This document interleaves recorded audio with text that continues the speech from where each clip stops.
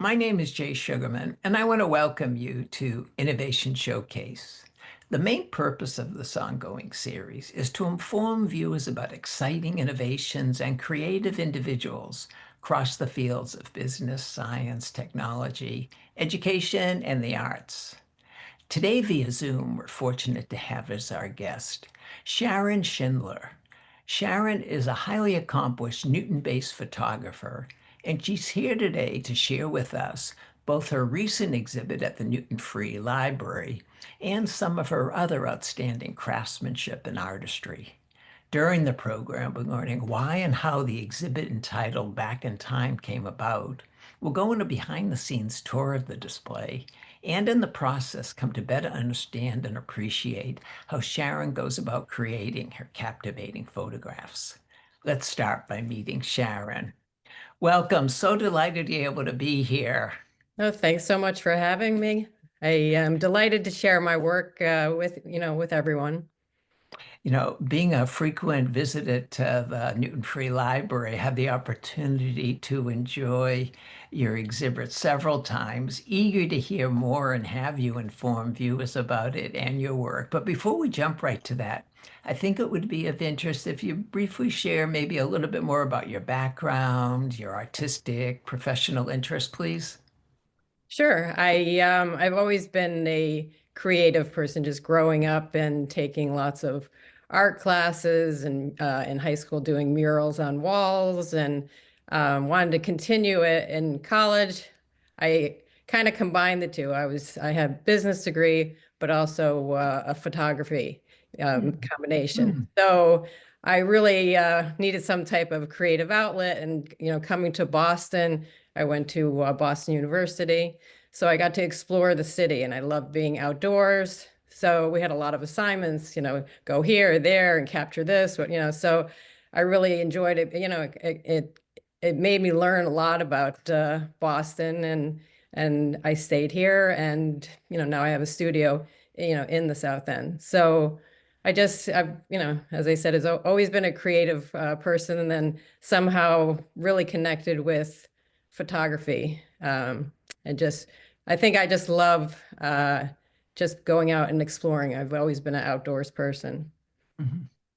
How did you develop the type of interest or eye for the work that you now capture and exhibit? I I have like a combination of two different themes. In the studio, we get a lot of tourists, so I saw a lot of Boston type themes. Mm. Either people live here and they want to put that type of art on the wall, or they want to take it back to, for wherever they're visiting from. And also, I love vintage everything, vintage, you know, bowling shoes, cameras, typewriters, everything. So I just started shooting it for myself. I shoot a lot at Brimfield. It's a antique show an hour west of here, and it's 3 times a year. So I would go out and just shoot. Then I started making pieces, and I thought, well, maybe I'll just try to start selling them in the studio.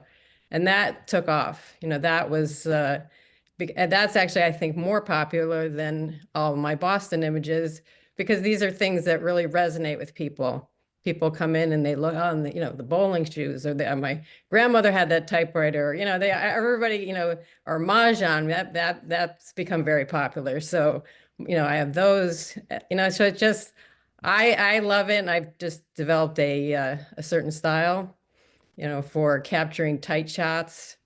I have a very strong interest of doing patterns, tight shots, repetition, somewhat graphic.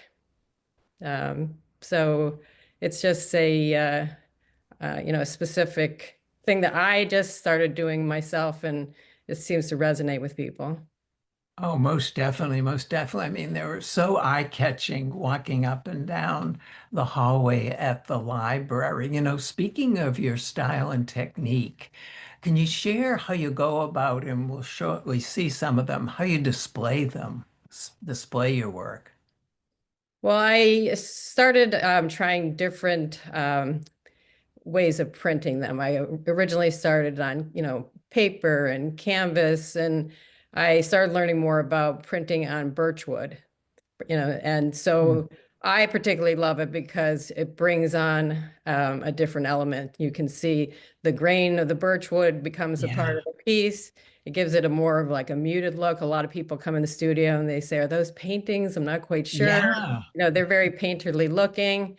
So I love it. And then they're all framed with a very simple black frame that doesn't detract from the image, kind of finishes it off. And I particularly started becoming interested in doing everything square.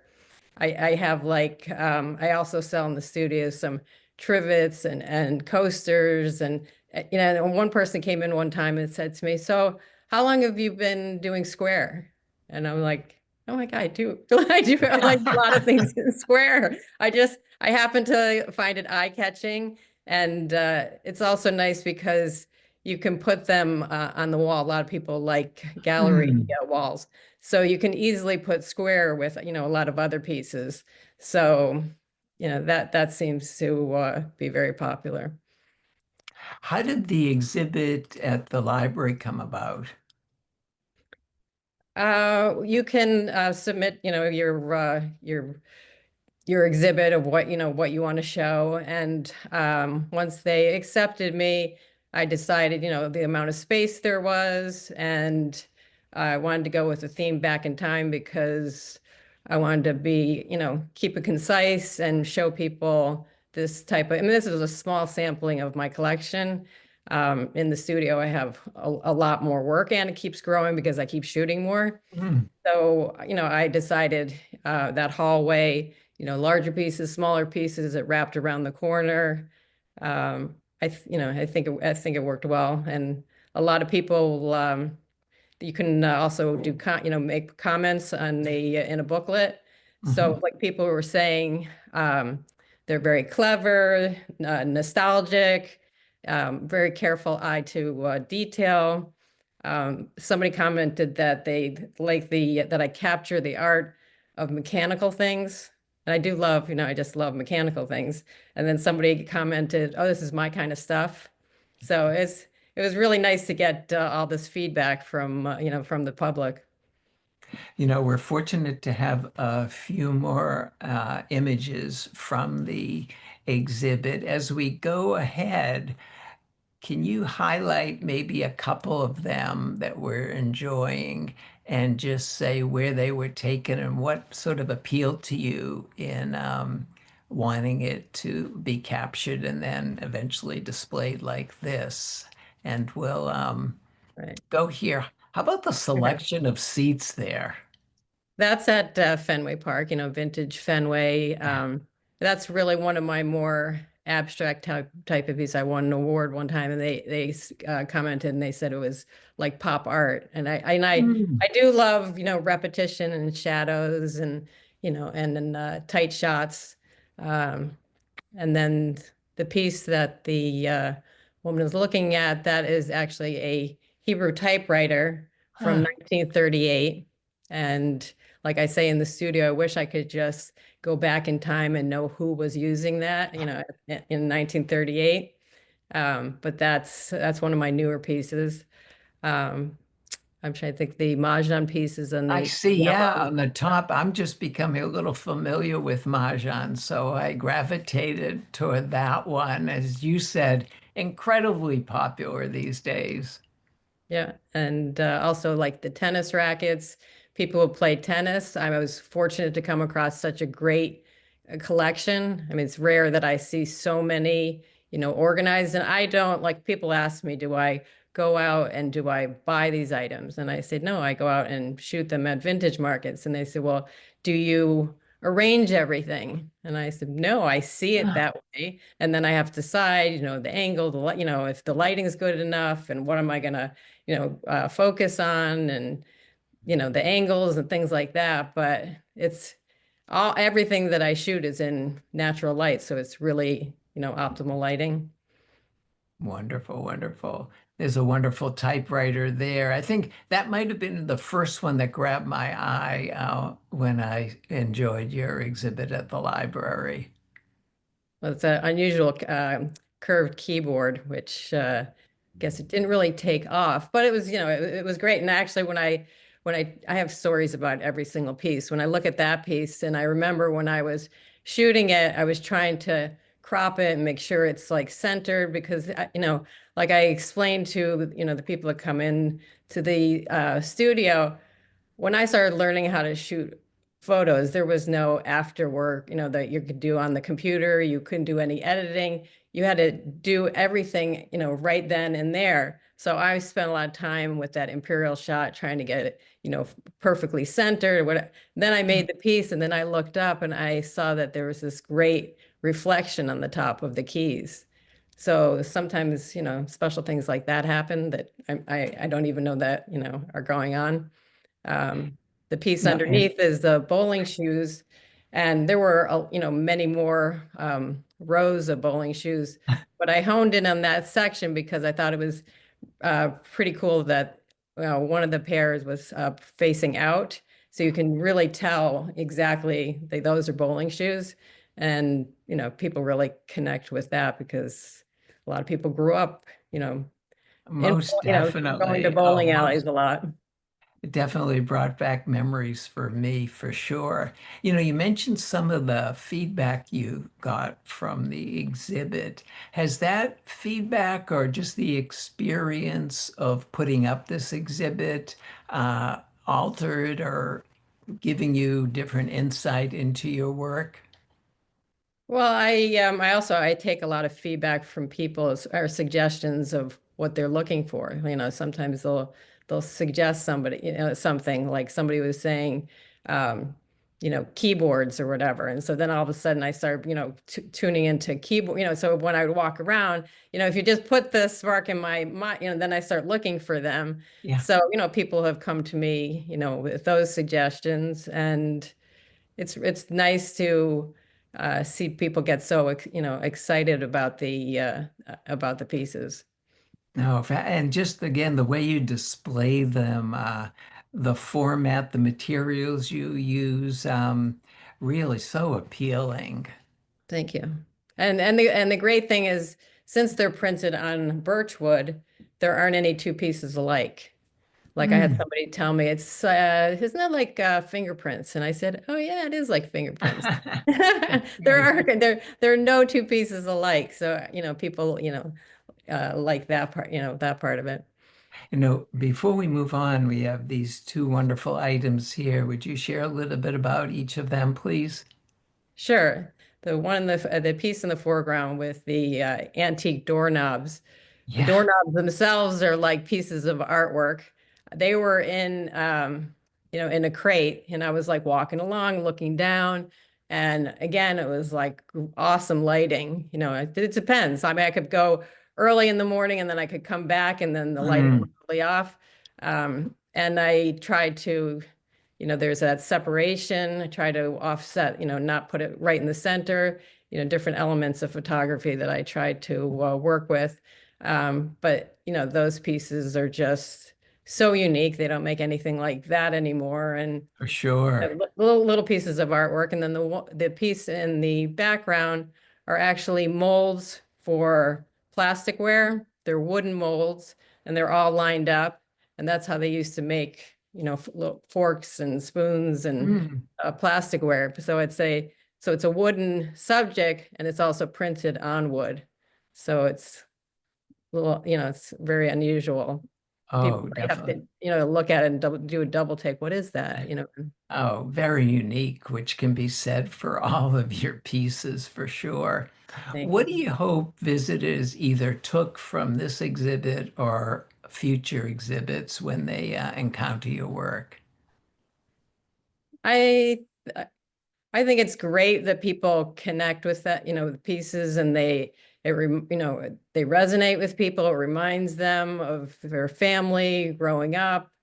Uh, you know, I just I think that's important, as time marches on and things become faster and all the Yeah, technology. It's nice to look at these pieces and as art and to remember the past. I've always been connected to vintage and the past, and sometimes wish I could go back in the past. If you look at like that typewriter, I'm like, wish I could go back as long as I knew I would be able to come, back to present day. Wish I could go back and see who was using these things, and I think that would be fascinating. Terrific, terrific. Well, it sounds like you try to capture some of the history and stories for many of the objects. Moving on, I know you have a wonderful studio in the Sowa district. Could you share a little bit about that? Yes, it's in the South End. It's a SOA Art and Design District. We have it's at 450 Harrison Avenue in the South End, and there are around approximately 90 artists in the building.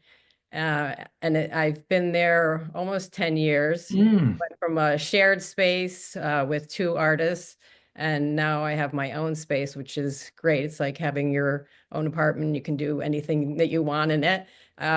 So, when that became available, I thought that this would be great. So it's on the second floor, and it's a great mix of artists, and everybody has different studios. They're, all different types of artists, very friendly. It's like when I moved onto that floor, um, it's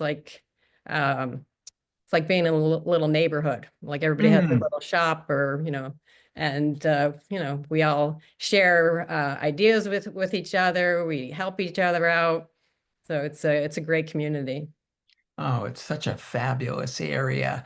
And as you mentioned, there's many more examples of your work, the different types. Here, it's sort of continuing from the library exhibit. Would you choose one or two just to share a little bit what your thinking was, say for the billiard balls? Where was that taken, and what was your thinking in setting up that type of shot?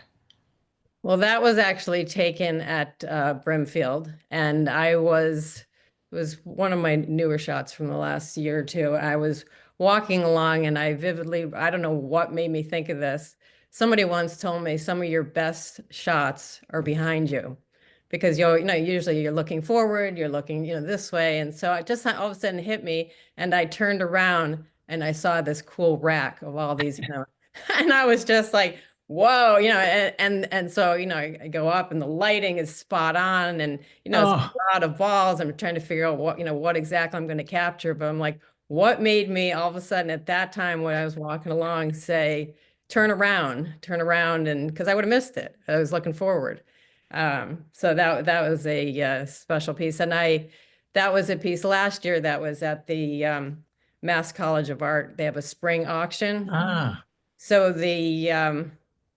actually, the Red Seats piece, that was the first one I ever submitted, and they actually sold it a couple of times, and the proceeds all go to the school, which is it's a great a great college, and so I'm happy to support it.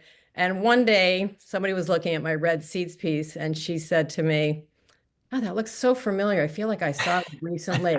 And she's like thinking, then she said, "Oh, I know. It was in the Mass College of Arts ah, president's office. She had whoa, one of the people that had purchased the piece for her office." And I was like, that was great, because I didn't know really who right.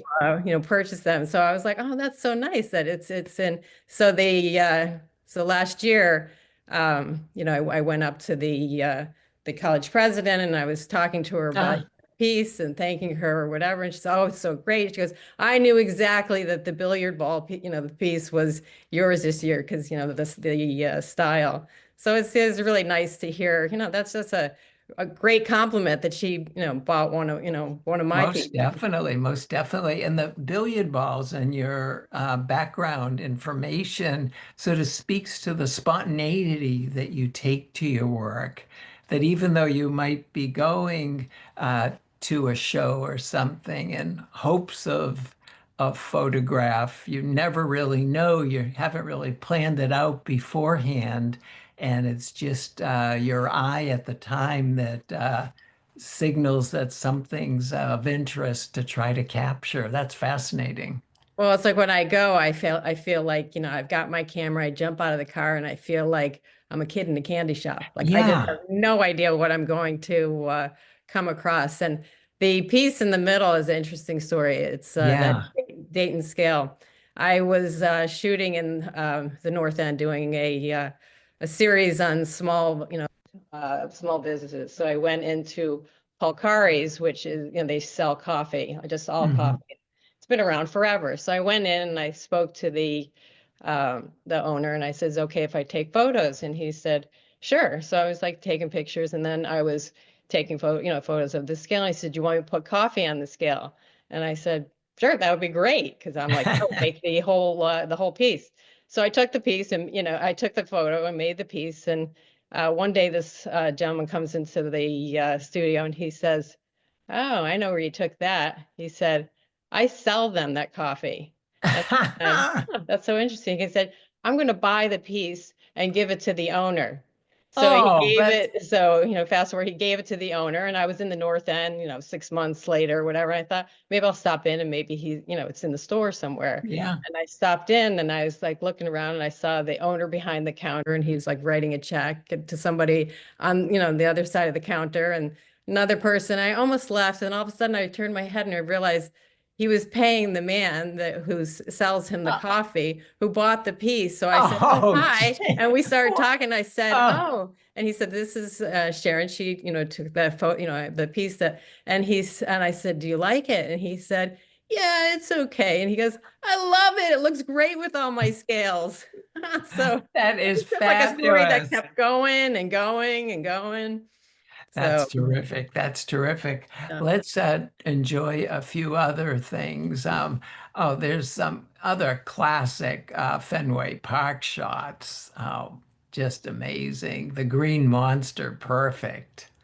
Right. Must Anyway, yeah, I was there. I took that on the 100th anniversary, waiting in line to, touch the Green Monster, and be. it was great. It's like, or go like the other piece in the upper left corner that I was, looking at the Green Monster, taking photos, turned around, and then I saw that overall shot, and I was like, "Oh my God, that's great!" I can see, everything, and like every piece has a story. And terrific documentation of the Back Bay. Thank you. Wonderful items. Like Beacon, and then there's Beacon Hill, and then yeah, this is a lighthouse. Um, yeah, so the Yeah, please, a lighthouse. little more about this piece. Fascinating.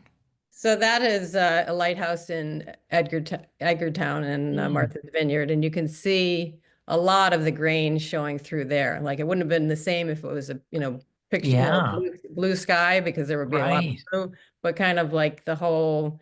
People say this kind of looks like it's like sand going through it, Mm, the color mm. of sand, and you can see. So every time I make another piece, the grain is totally different. So it's, you can see a lot in this piece in particular. And this last piece that we want to share before we move on, definitely another era, I'm sure quite new to many, many people.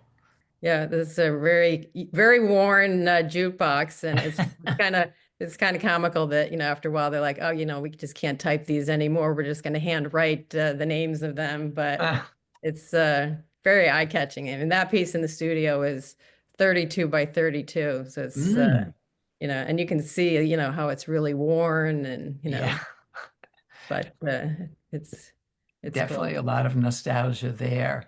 And then this is a nice shot showing just other aspects of your work that are available. Can you share a little bit about those items?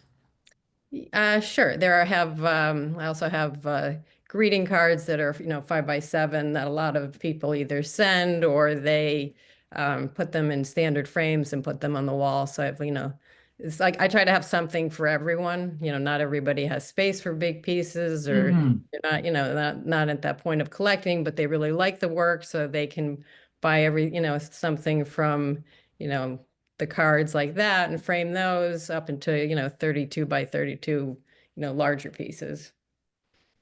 wonderful. Yeah, those look fabulous. Thank you. And I know this is one way people can keep in touch, other ways that people can find out more about your work. Well, I post on Instagram pretty much every day. It's Mm, Schindler Photos on Instagram. So a lot of people can see a lot of my work or where I'm traveling, just, our exhibits that are, going on, and events happening in the studio. I also have, email, Sharon at SharonSchindlerPhotography.com. My website, that's a great way to reach me, Sharon Schindler Photography. Terrific, terrific. Well, we'll be sure to have contact information in the credits. Sharon, how has the development in, say, digital photography, social media influenced you and your work as a photographer? Well, it's kind of interesting. I years ago, I'd walk around and shoot photos, and I thought, oh, gee, I wish I really could share these with more people. Then Instagram became such a big thing, and then now I have like so much content. I mean, people say you post every day, and I'm like, I love to shoot, and so I loved, and I love to share. Now I'm doing like little reels and things like, little videos that people can watch, and just it's really it opened up a whole new world for me, and it took me a while to transition from the film to digital, because for a while it wasn't equal, and it's still slightly different, but now the digital has you know really come a long way, and my camera's a lot lighter than it used to be, Hmm. so that's great. And also the different mediums that I can print on wood, and some aluminum and Yeah. canvas and glass. I mean, they're all different. It opens up a whole new world. But my passion is printing on wood, because I love the combination. Yeah, no, that was totally new to me and just striking to see it, as you said earlier in some of your comments, easy to mistake your work for some painting, just the way it appears. What are some of your current and upcoming projects? I'm always trying to document architecture and history. As the Newton Cooper Center is going up, Mm. in the last couple of years, I've been documenting that from start to it's almost finished now. I worked on a project at Newton North when the old school Mhm. was coming down and the new school was going up. I documented all that, all the murals, and I love preserving history. So I definitely have a connection to architecture. And I'm also working on a book, like some type of coffee table book, something with the whole, growing collection of all the vintage, vintage collection. Oh, I look forward to that. Well, unfortunately, Sharon, we've come to the end of the program. I want to thank you again so much for being here. Fascinating to both enjoy and hear about your work, and want to wish you continued success with future endeavors. Thank you. It was a joy to talk to you, and to share my work. Also want to thank those of you watching for joining us and hope you'll be able to tune in next time.